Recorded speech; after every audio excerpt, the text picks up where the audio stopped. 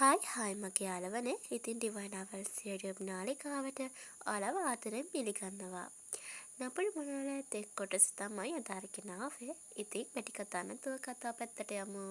කෙල්ල මුකුත්ම නොකිය කොල්ලෙක් කෙළියට ගියේ කතා කරන්න. කෙල්ල කල්පනා ලෝකෙක ගිලිහුනේ තමන් මේ වෙලාවේ බලන්න නොහිතපු රෝහක් තම දැස්මානයෙම සිටි නිසා.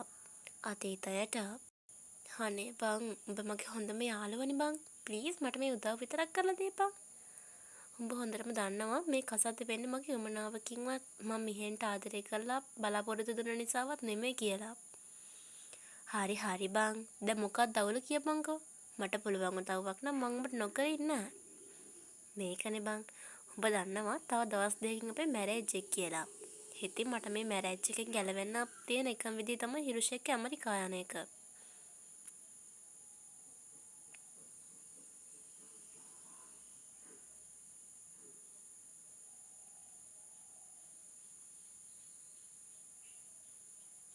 ඉතින් මම හිතන් ඉන්නේ හදලා තියෙන ෆ්ලයිට් එකේ රට යන්න. අපේ ඩැඩිලා කොහොමදවත් මං කියන දේවල් තේරුම් ගන්න නෑ බං. ඉතින් මම හිරුෂ් එක ගියාට පස්සේ උඹට තියෙන්නේ මිහෙන්න ගිහලා හම්බ වෙන්න. මොකද්ද? මට බෑ. මේ දේවල් කියන්න ගියොත් මට කනේ පාරක් කාලා ගෙදර එන්න තමයි වෙන්නේ. මේ වැඩේ හරියන්නේ නෑ. අපි වෙන විදියක් බලමු බං.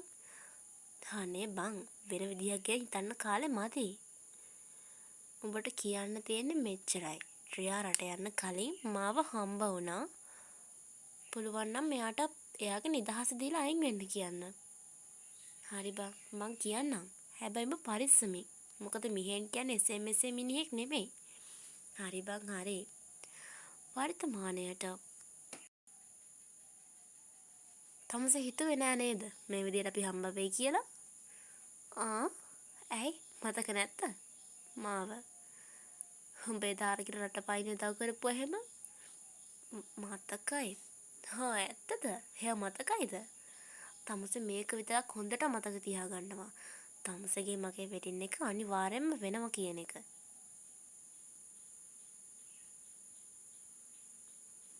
මොකද්ද ඔයා කියන්නේ?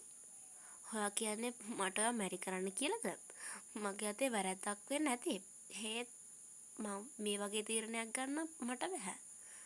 ඇත්තද කුමාරි හාමි?